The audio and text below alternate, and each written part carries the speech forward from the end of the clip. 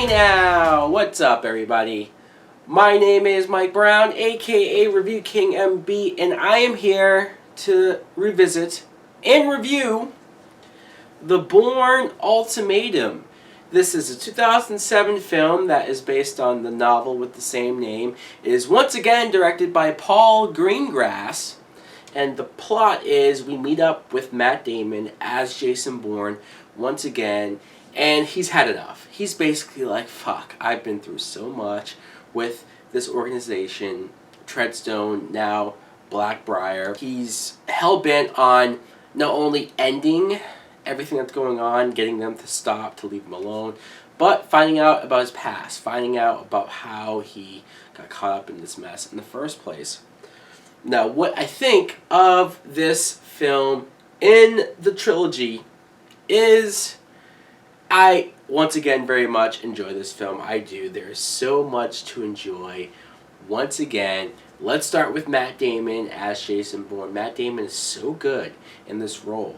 I love how he plays this character where you get a lot of scenes of him being a little tortured, a little shaken up, a little just, he can't control these visions, these flashes of his past, of these kills that he's done, the fact that he's broken up about it, he feels guilty about it. I love all that stuff.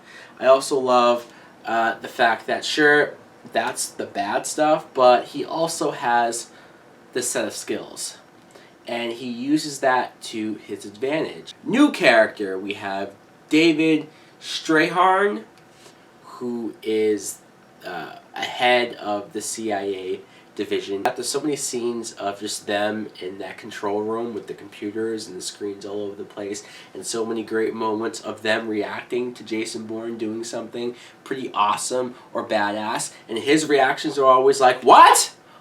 Oh, sir, Jason Bourne just killed everyone. What? Oh, Jason Bourne just disappeared and the assassin can't find him. What?" I love that. I love those moments of them just looking like buffoons, even though they're CIA.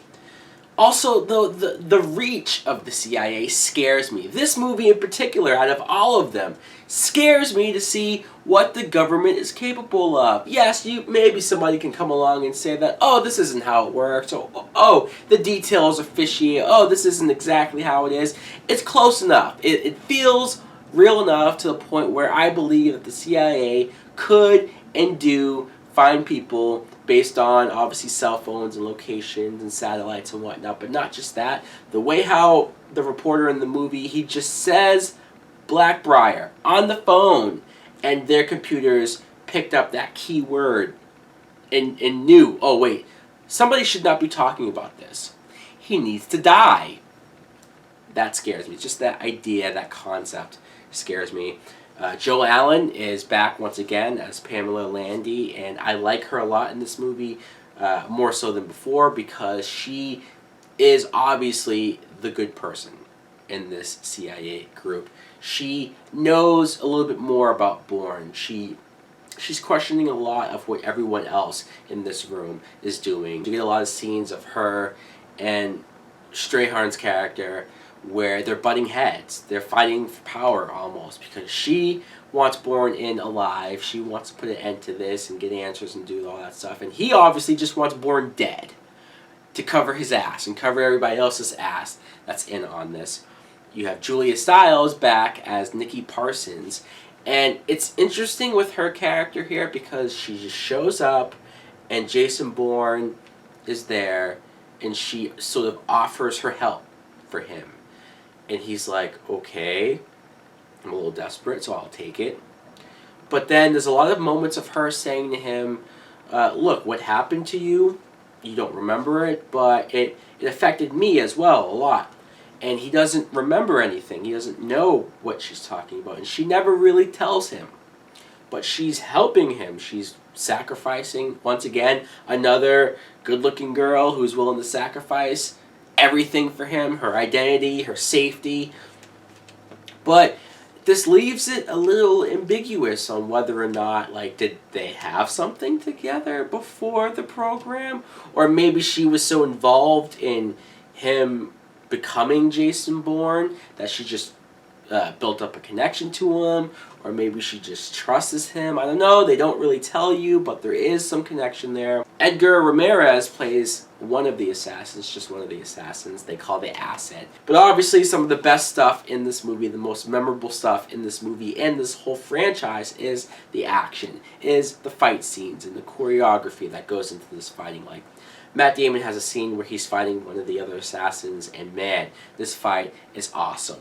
And not only that, the chase scene where this guy's trying to chase after Julia Stiles and Matt Damon's right after them. In fact, he's in a building and then another building, and he jumps from window to window, and the one take shot of him jumping through the window is fucking awesome. And then you get the fight, and this fight, I think more so than any other fight in any of the movies, felt so gritty, so raw, so realistic, so brutal, with Matt Damon grabbing anything that's around him and using it to hit him and go at him. I mean, my only minor complaint, and it's so minor that it's like, why am I even bringing it up? But the shaky cam, Paul Greengrass, when he came into this franchise in the second movie, he brought that to the franchise. The shaky cam, the ferocity to all of the chase scenes, especially the fighting scenes, to make you feel like you're in the moment. There's a chase scene with Matt Damon's in a police car. He's on top of a roof, and he's getting crashed into, smashed, and the camera's in the car with him as he's being hit all over the place. It's great. That's where it works the most. But there was maybe 2 or 3 moments where the shaky cam was giving me a headache or getting me a little like, woo, all right, let me sit back and remember that I'm not in the car with Matt Damon. I'm just watching a movie here. It works more so here than it does in any other movie. I can admit that. The locations, once again, being in different countries is something that I love about these films. I love the way the film's shot and how just everything looks so different. But of course, I can't go without talking about the reveal. The reveal of Jason Bourne's past, his identity, his true identity, and just how he was sworn into this program. Look, I'm not saying that it's this whole big reveal to where when you see it, you're like, oh my God, shocking. But it is fascinating to see a guy who, whatever happened in his life to make him want to join this program, to see the deconstruction of a man, to see somebody who has to get mentally broken in order to join this, and how at first he was resistant and fighting it. Like, there really was, he didn't want to become this person, but they forced him to be this person. So because all of these movies are really about him coming down from that and getting away from that, seeing the beginnings of it, seeing just how rough and brutal it was for him to get this far, I think that's what made it work the most. That's what made you invest in this character even more. So, once again, I enjoyed this film. I think it's a great conclusion to a trilogy. And what more can I say? Matt Damon kicks ass in this movie. So guys, let me know in the comments below, what did you think of the Bourne Ultimatum? Do you like it as much as I do? Thanks for watching. Like, comment, subscribe. Later!